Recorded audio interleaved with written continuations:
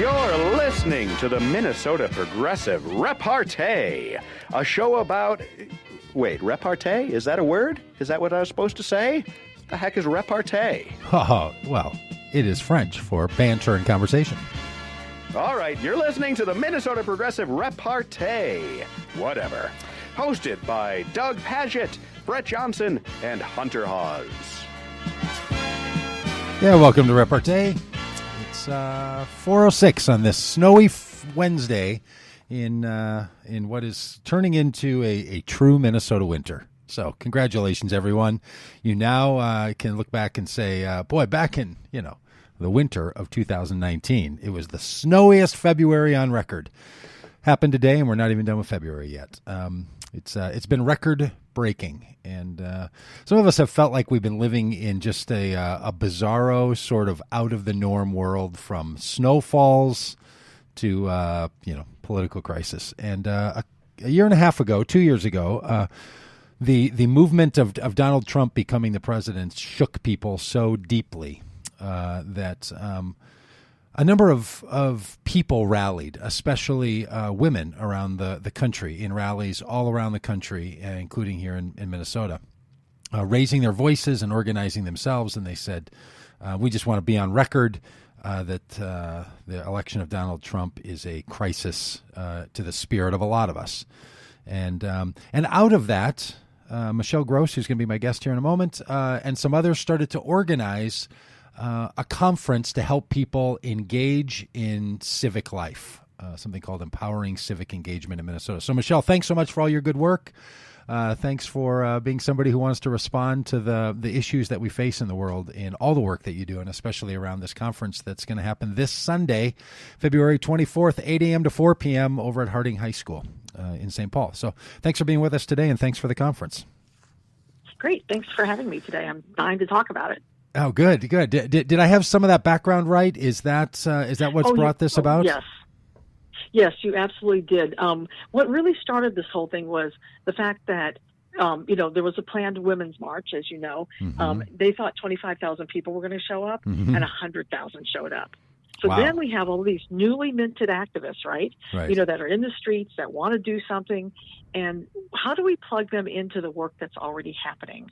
So last year was all about kind of reaching out to all of these new activists, helping them, connect with organizations that were already having an impact, and also providing the opportunity for those organizations to get a lot of new volunteers and really, increase their ability to do good work. And so that happened last year. We did a lot of skills training with new activists, a lot of connecting between organizations as well. So that was wildly successful. We had over 400 people show up. We had 50 workshops. It was great. So we are doing it again this year. And this year, the focus is more on, now we're past the elections, where do we go from here? Yeah, and I got to tell you, I think this is so genius because for a lot of people, they recognize that the one time a year that they're able to do something about their political system in a direct resulting kind of way is on election day, right? Lots of days you can complain about it. Lots of days you can feel, if things are going the way you like, you feel sort of buoyed. If things are the way it feels to a lot of people that I know right now, it feels just like everything feels broken.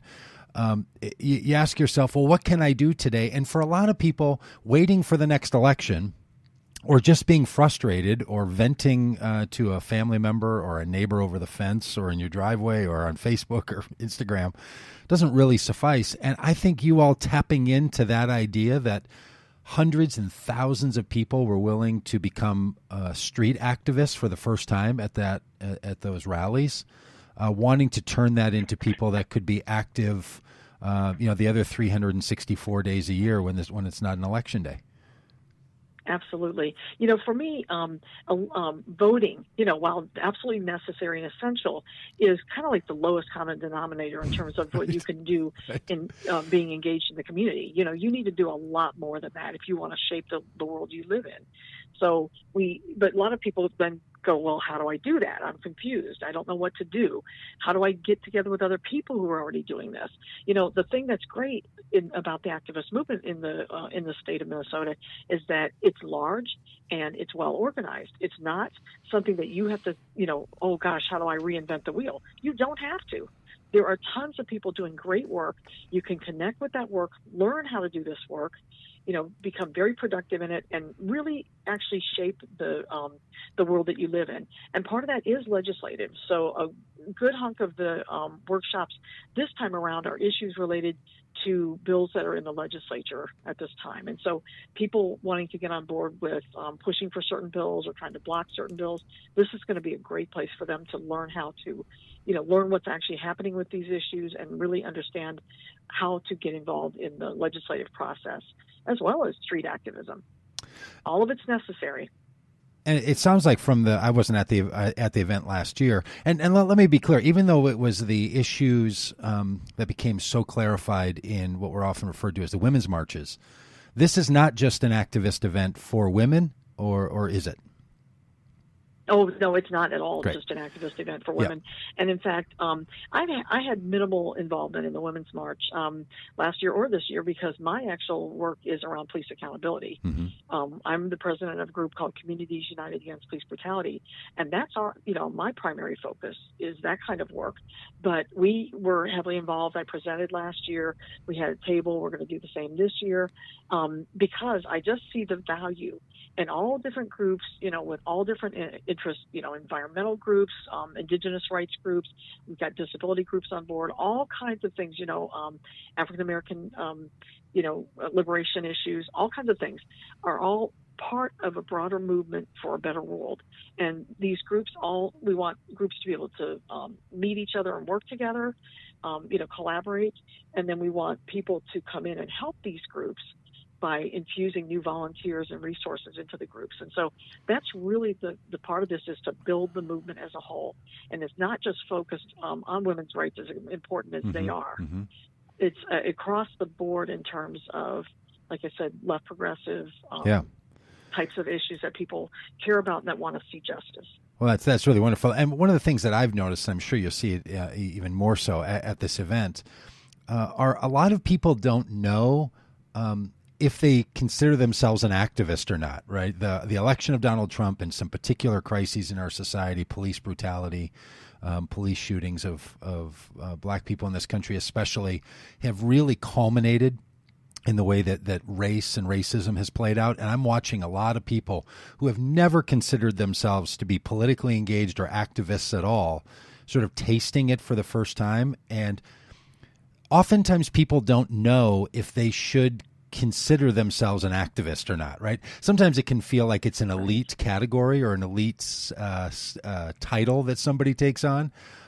So some people, I think, are nervous about, overly claiming their activism, and other people just aren't sure specifically what to do as an activist. But right. So can you talk a little bit about it? Is this something that if people find themselves in one of those spaces, is this conference a good starting point for them if they're not sure if they want to be or not sure if they already are an activist sort of person? Absolutely. Anybody who takes action on an issue is an activist. And so there's nothing fancy about it. You don't have to have a degree or anything like that. There's no degree from the streets or whatever, type of thing. And you don't have to, you can devote as much time or as little time, that you're able to do. There's no special category for people that are now activists or whatever. If you care about civic engagement, if you care about being at the table for the decisions that are made that affect your life, you're an activist, or great. You're at least, engaged. And so, whatever name you want to call yourself, it doesn't matter to me. You don't have to have a certain outfit or get up or do certain amounts of work or have certain ideas. You just have to want to really care about the community that you live in and care about making things better for everybody.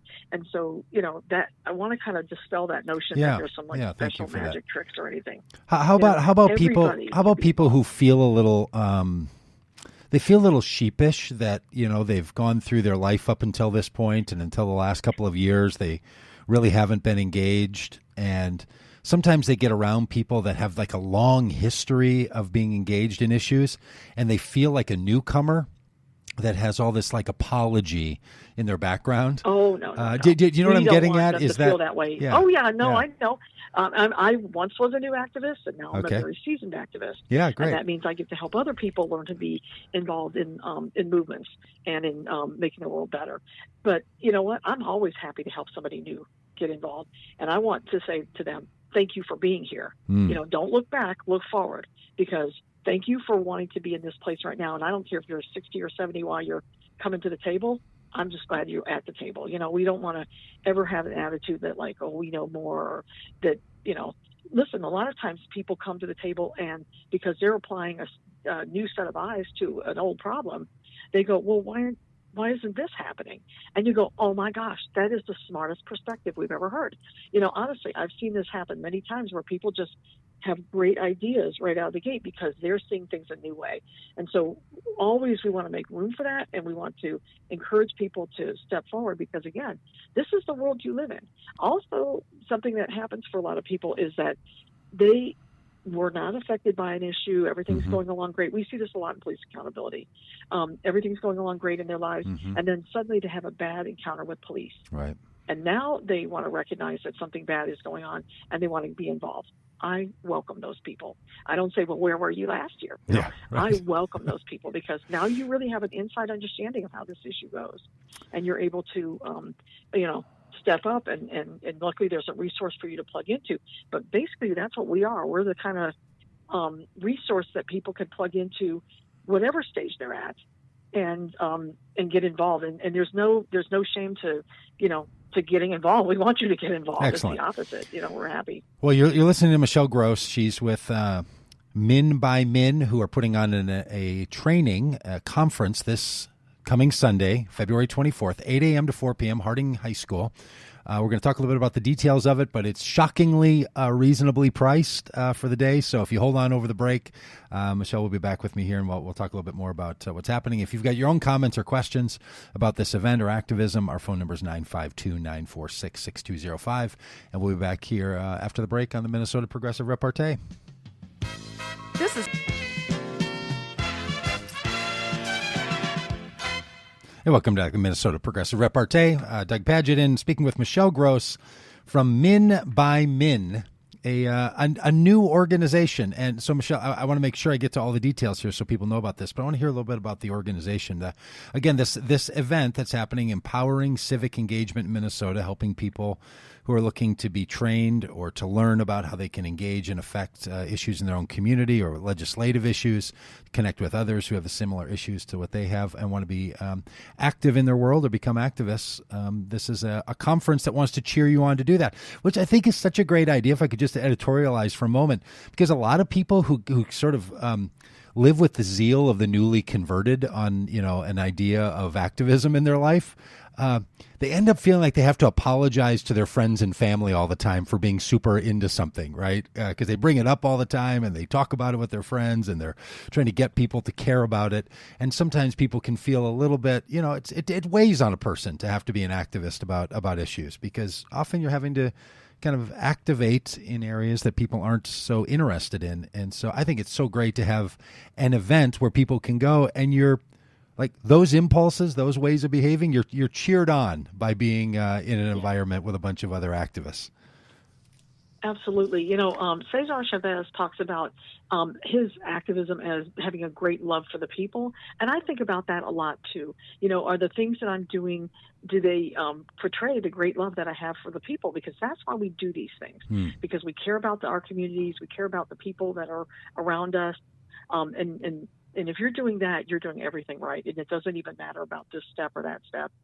Just figure it out and muddle through and you'll be fine. But, it's always about wanting to live in a better place and have, the people, have a better outcome and have more justice. So it's always right to do that. And just, to talk a little bit about Min by Min for a second, basically the reason we chose a particular name is it's men, Minnesotans by Minnesotans or for Minnesotans. And then when you think about an X, it's like it multiplies. Like we're multiplying the effects of all of the people that are coming together and really magnifying our ability to do even more when we do it together. So when we do it in collaboration. And so the website is also that, it plays on that same mnxmn.org. So like Minnesota multiplying, or an X factor of more Minnesotan. And I love that. It's just such a great way to talk about attitudes in Minnesota. Okay, so the event itself, it's going to run 8 a.m. to 4 p.m. That's a full day. And the cost is like $55 or something. It's $55 for the standard cost. We also have a student rate that's reduced, and so even students should be able to attend this. And so really, we're not trying to make a bunch of money. We're just trying to cover our costs. And people will be able to attend 4 workshops, and we have fantastic workshops. Everything from, like I said, disability rights to indigenous rights, environmental, African American liberation, Islamophobia, challenging Islamophobia, you name it, it is in this work. There is a workshop for it. There's also training on things like how to door knock, how to, engage in self-care, how to, tell your story quickly and well, all of those kinds of things that people kind of really need to learn. And so, it's a fabulous opportunity for people to learn for very little money. And in that, in the money, lunch is included, and it's great vegan, gluten-free lunch included. There's a lunch included? All that and a bag of chips? Yes, all right. Incredible. And a fabulous one. Yeah. A fabulous one at that. And I saw on the website that it even says that there's no charge child supervision. That's right. We have childcare available for people. Unbelievable. What people, as people sign up, they just let us know what they need. We're doing, whatever kinds of things. If people need mobility assistance or interpreters, we're handling things, and making it happen. So this is not, like I said, we're not charging a heavy price because we want everybody that can come to be there, and it's just going to be a terrific action. How many people do you expect to be there? What kind of an event will people find themselves walking into? Probably about 250 to 300 people. Wow. Hoping that the weather holds up. I'm going to tell you that we're going forward with the conference, whether or not, Great. And so we're watching the weather closely, and it looks like it's going to be okay for Sunday. People just need to probably give themselves a little more travel time, but we're going forward with the conference as is on Sunday. And so, we want people to be there and come and learn some great skills. Oh, little interesting piece here. The Erin May Quaid is actually going to be doing our self-care yoga training. Yeah. And she's going to do a little tiny piece before lunch as well. So I know people know who Erin May Quaid is. And then we have Ricardo Levins-Morales is our keynote speaker, and he is terrific. I picked him, actually. I have to put forward him. And he's wonderful. He's an artist, but he's also, and created much of the imagery for the movement, but he's also just an amazing activist on his own right. So. And what if people can't make it for the entire day? Like if the morning's not available to them, or they have something in the afternoon, is it the kind of thing where someone could go to part of the day, or is it best if they're there for the entire time? Sure. No, I mean, look at the workshops, see what you're interested in. If for some reason you can't come for the entire day, come for the parts that you can, because there's terrific learning happening all day long. And people should get very excited about these workshops when they see them. Like I said, lots and lots of great learning all day long. So people are welcome. I think you'll see so much that you're going to want to figure out how to stay for the whole day. But hey, we'll work with you. Right. You can deal with your obligations later. Stay for the whole day. Okay. So the registration is all the information is on the website mnxmn.org. And people can find they can find the information about what's happening. Talk a little bit about how this group came together, Min by Min. This isn't a big money thing. There's no big funders behind all of this. This is sort of self driven by a bunch of volunteers like yourself. Yeah, absolutely. We have no paid staff, all volunteers. We met some months ago and started planning for the second conference. and basically broke up into committees for different aspects like the program and things like that, and just have worked with a whole bunch of volunteers to make it happen. And like I said, the cost is about covering the cost of the rent and the cost of the actual conference. So this is not anything that we're actually working to make any money or anything. And we are all volunteers that are involved in other kinds of issues. There's people involved from Indivisible, Women's March, Black St. Paul, Black Lives Matter, CUAPB, obviously, my organization, and many other organizations. There's about 70 groups involved. And, really, this is just something we're doing to really amp up people's activism around, community engagement and civic engagement. And that's what we're trying to do, just get people to learn how to be part of this. Yeah, it's really terrific. I mean, it is in and of itself the demonstration of what the conference is about, right? The way the conferences come together, people making the very training that they think people need is not only the message of Min by Min, but it's also the way you've put this together. So I just think it's fantastic. AM 950, this radio station, is one of the sponsors. If other people want to be sponsors, the website also lists that. I want people to know that there's ways that you could be an organizational sponsor, or people can contribute money. If they want to help make all this possible, so people can volunteer. They can engage in a whole number of ways. It's really spectacular. So that's Michelle Gross. When you're at the conference, you stop by and say hello to her. And again, the website is mnxmn.org. Michelle, thanks so much for all the good work and for being with us today. Thank you again for having me. I'd love to see everybody there on Sunday. Thank you. Bye-bye. Bye. This is the Minnesota Progressive Reporter. We'll be back after a break. Hey, welcome back to the Reporter.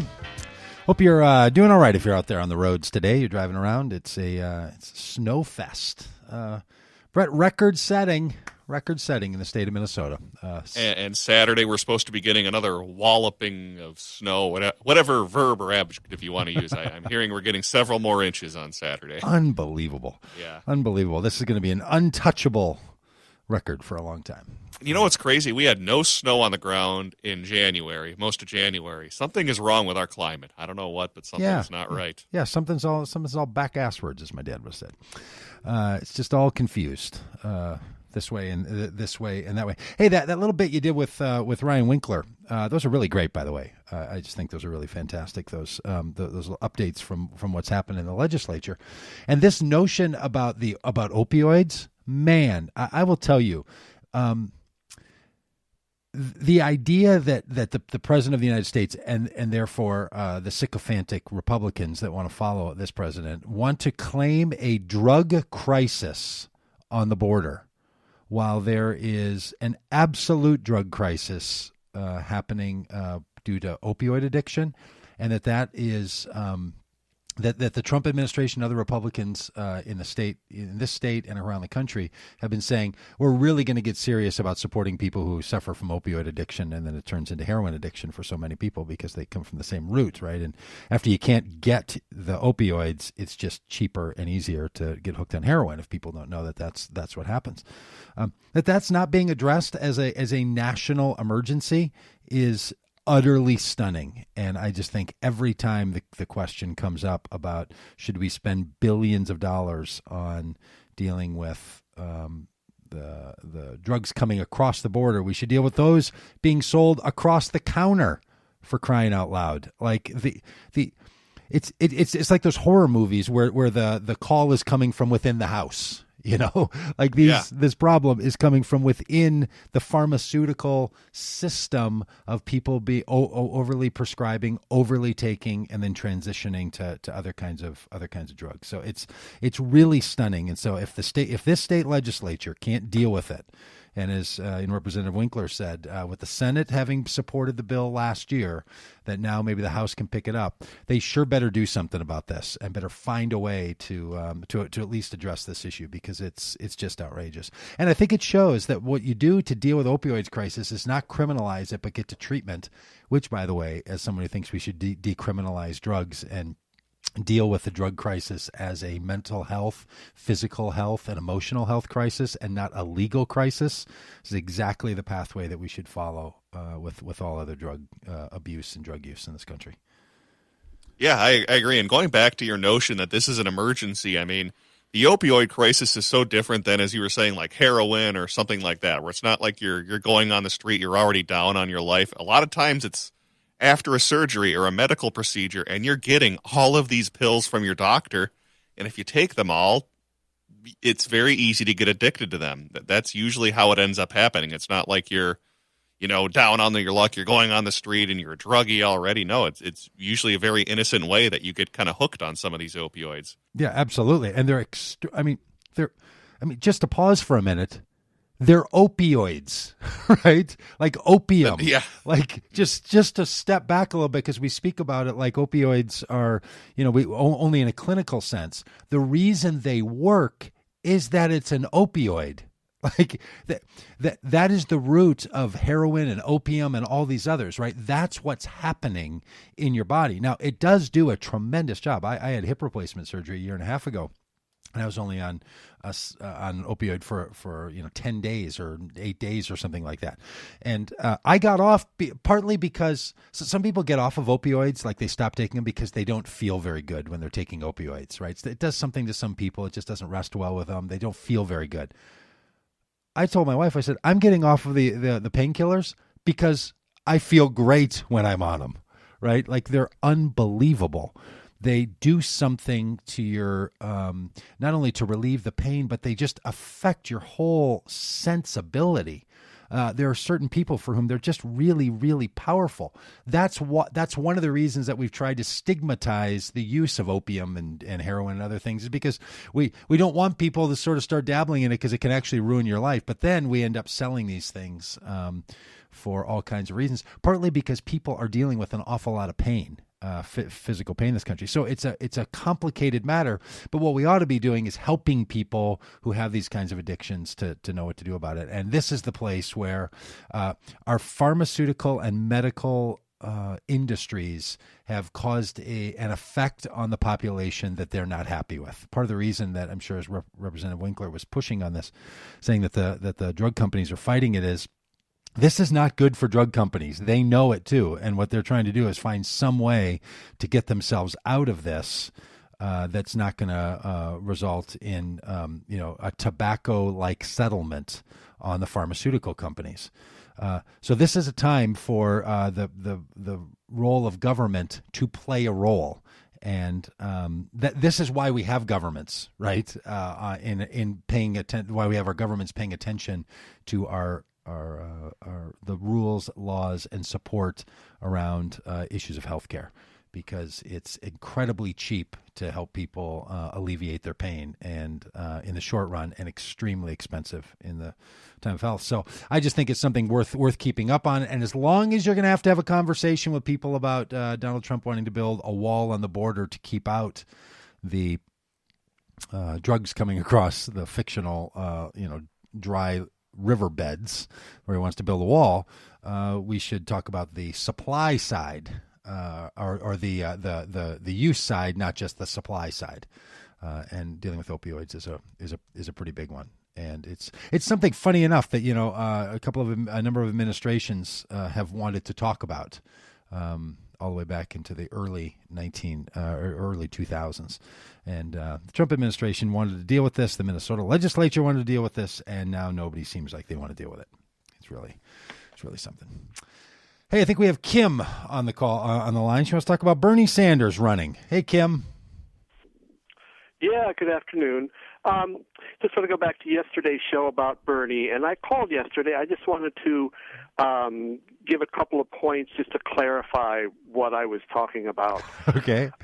In terms of the idea that a socialist can't win, I would think about the Iron Range, and I think that back in 2016 that Bernie would have done much better on the Iron Range than Hillary did.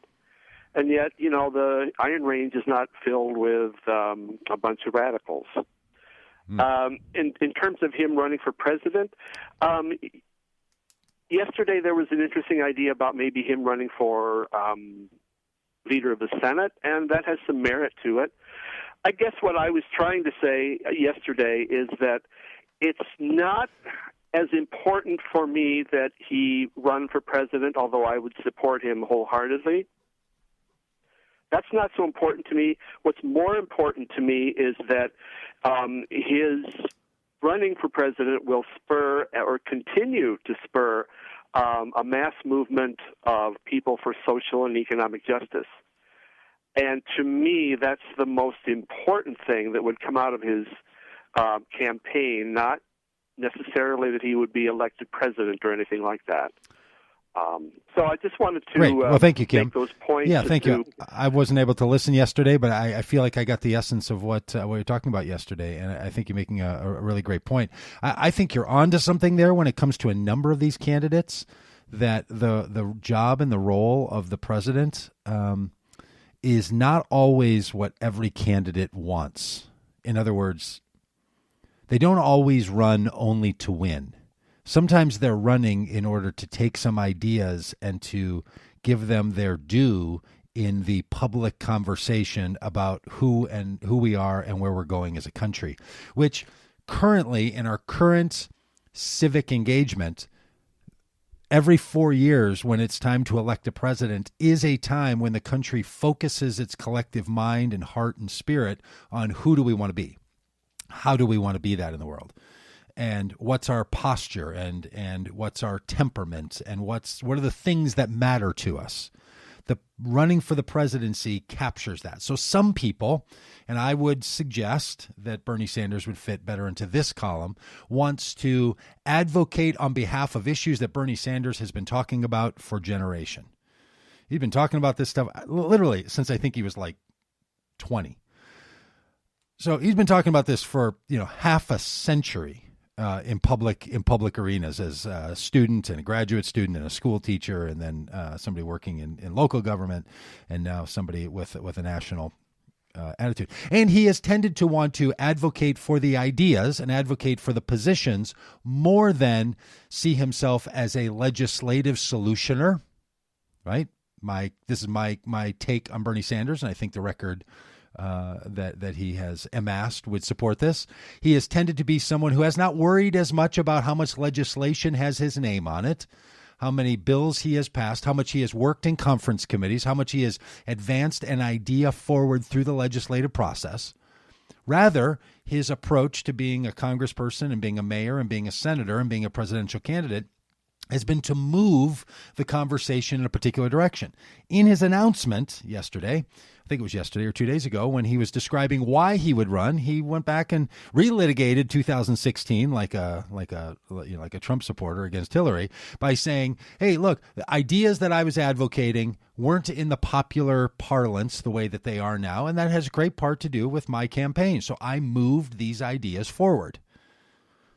I might bicker a little bit with Senator Sanders about that maybe he wasn't the only one voicing some of those issues and concerns, but he certainly branded them and he certainly carried them, and he did all the work you have to do to be a spokesperson for ideas. So all the appreciation to him for doing such a thing, that he was pushing hard and getting out there and stumping and working day by day and being in interviews and being yelled at and having to be in debates, and he was pushing an idea for it. But I think that's what he wanted to do. I'm not sure he wants to carry the executive branch responsibilities of leading 15 departments and having to be the chief executive officer of the country, as well as the sort of heart and spiritual and mental partner to the spirit of the United States. And a president has to do both those things. I don't think there's anything wrong with running for president to advance your cause. I think it's very fine. And Kim, I'm not trying to put words in your mouth, but what I was picking up, what I was starting to amen to was, I don't know that him winning is the only point. Advancing the conversation might be it. So if you want to talk about that, you're welcome to 952-946-6205, or if you want to talk about opioids, or if you want to talk about activists. That's good. Those are our three themes for the day here on the Minnesota Progressive Repartee. We'll be back after the break. Hi, this is Paul Metza from the Wallow Power Radio Hour. You are listening to my buddies Hunter, Doug, and Brett on Minnesota Progressive Repartee, broadcasting on AM 950 in the heart of Eden Prairie, which is neither Eden nor Prairie. Can I just say how much I love the sort of 1970s sounding theme show music these little bumpers have for the repartee? just really doesn't quite get we don't quite have that A1 vacuum theme music. I know that's what we were shooting for. You know which one I'm talking about. Oh, right? I do. Yeah. That's in my dreams. Yeah. I what show did you say it kind of sounded like it was from? Oh, I can't remember now. I have to hear it again. Was it like I Dream of Jeannie or I something? Dream of Jeannie or Love American Style or something. I know, something that brings back some sort of love passion from the 70s when I was a child, coming of age. Really fun.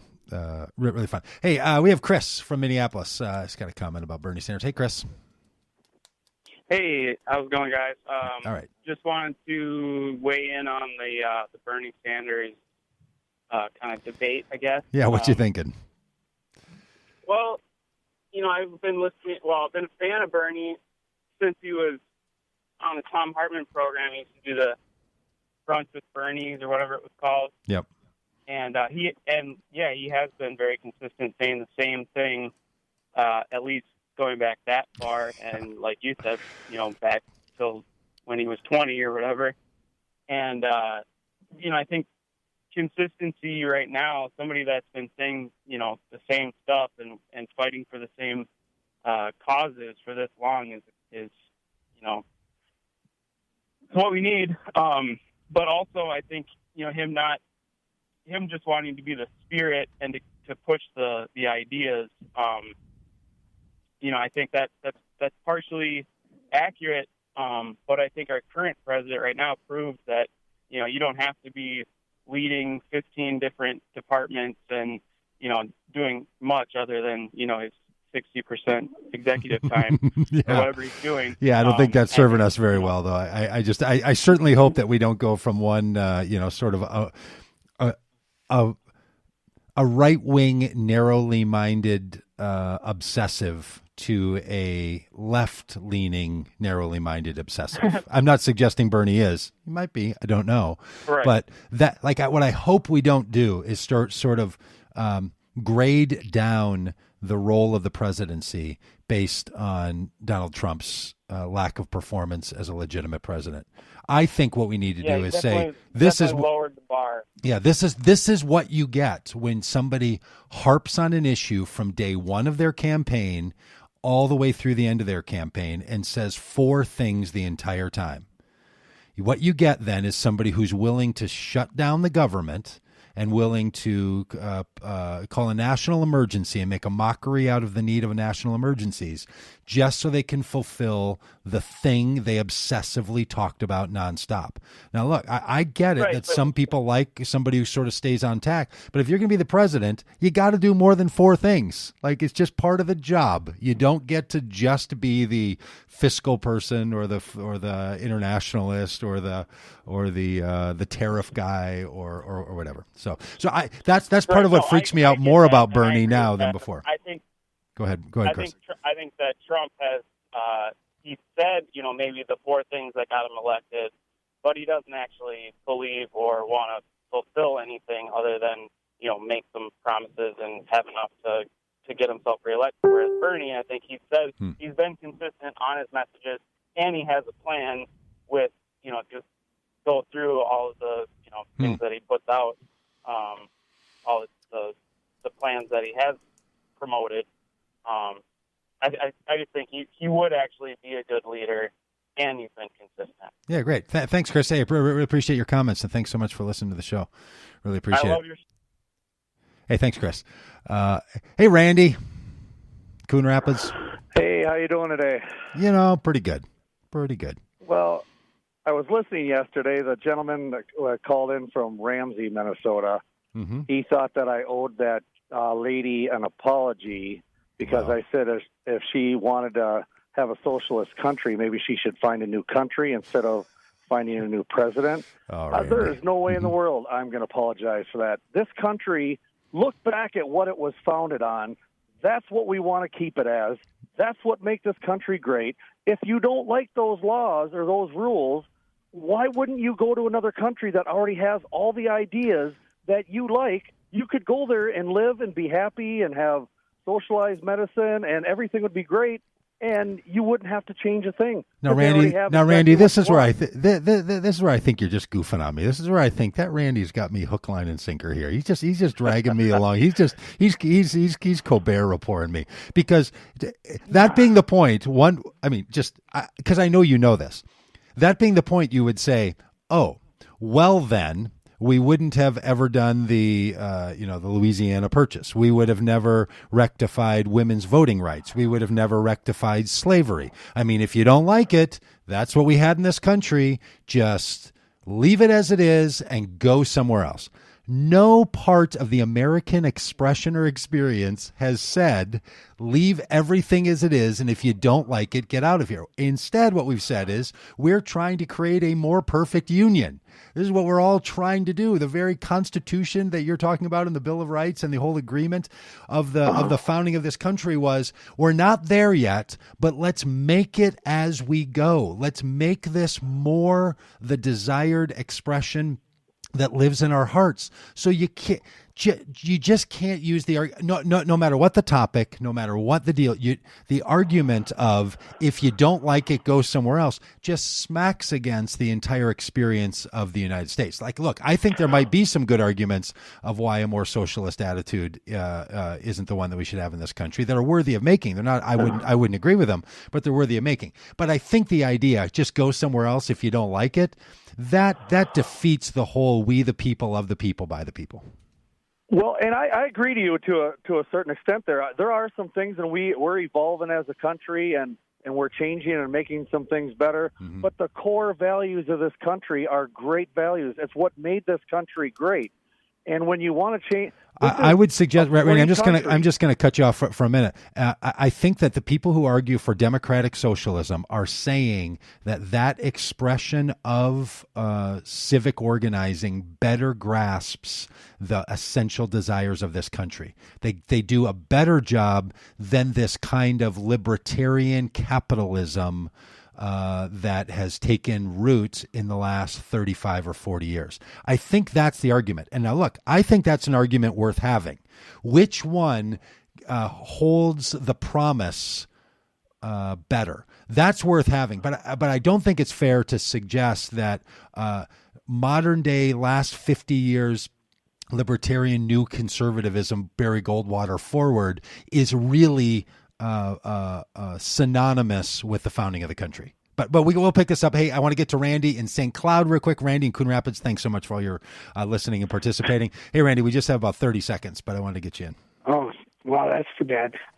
Yeah. Well, first off, let's make sure we take the socialist snowplows off of Randy from Coon Rapids Street. All right. So he can go out and plow his own.